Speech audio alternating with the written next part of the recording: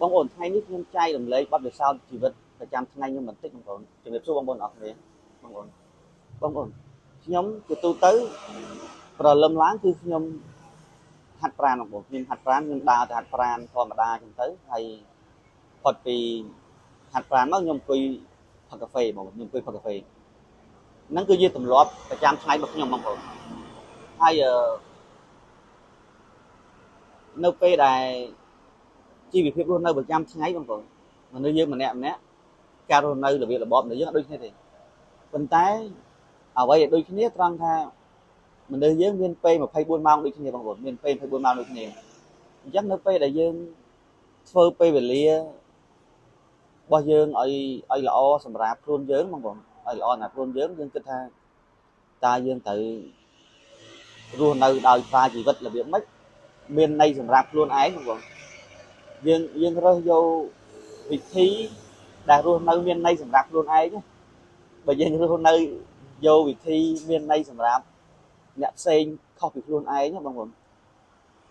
ហ្នឹងគឺបងប្អូនអត់អាចមានក្តីសុខពិតប្រាកដទេសម្រាប់ខ្ញុំបងប្អូនសម្រាប់ខ្ញុំធ្លាប់ជួបប្រទេសហើយបើសិនណាយើងធ្វើអីតម្រូវបុគ្គលណាដែលក្រៅពីខ្លួនយើងបងប្អូនអញ្ចឹងយើងពិបាកបងប្អូនយើងពិបាកក្នុងខ្លួនដោយសារទី1យើងអត់ដឹងថាគេពេញចិត្តនឹងសកម្មភាពយើងអត់ហើយបើសិនអ្នកដែលយើងធ្វើតម្រូវគេកាន់តែច្រើនអ្នកជីវិតយើង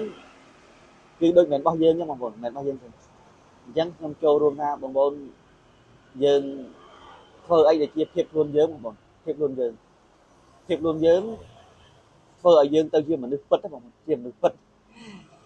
មួយរយៈនេះគឺយើងឃើញក្នុងបណ្ដាញសង្គមឃើញបងប្អូននេះទៅលេងថាពេលណាអ្វីរស់នៅក្នុងភាពខ្លាំងខ្លាយស្អីខ្លាំងខ្លាយបងប្អូនយើងគាត់និយាយលេងអញ្ចឹងអញ្ចឹងផ្សារភ្ជាប់ទៅនឹងការនិយាយក្នុងវីដេអូនេះបងប្អូនខ្ញុំចូលរួមថាយើងរស់នៅរបៀបរបស់យើងបងប្អូនយើងអត់ឲ្យរបៀបរបស់យើងទៅដូចរបៀបរបស់គេហើយរបៀបរបស់គេដូចរបស់យើងអត់ដូចគ្នាទេបងប្អូនមនុស្សគ្រប់គ្នាទាំងអស់របៀបរស់នៅរបស់មនុស្សម្នាក់គេហៅថាបរិយាកាសក្នុងការរស់នៅអត់ដូចគ្នាទេបងប្អូនអត់ដូចគ្នាទេអញ្ចឹងយើងមិនអាចប្រៀបធៀបថាបុគ្គលណាមួយបរិយាកាសល្អជាងបុគ្គលណាមួយអត់ទេបងប្អូនអត់ទេអញ្ចឹងខ្ញុំសរុបជូនបងប្អូនវិញថាចេះបងប្អូនសរុបជូនបងប្អូនថាយើងរស់នៅដោយភាពរបស់យើងហើយរស់នៅភាពរបស់យើងនឹងរស់នៅឲ្យត្រឹមត្រូវបងត្រឹមត្រូវជាវិជ្ជមានហ្នឹងគឺបងប្អូននឹងទទួលបានក្តីសុខខ្លួនឯងកុំរស់នៅក្នុងភាពរបស់គេអាហ្នឹង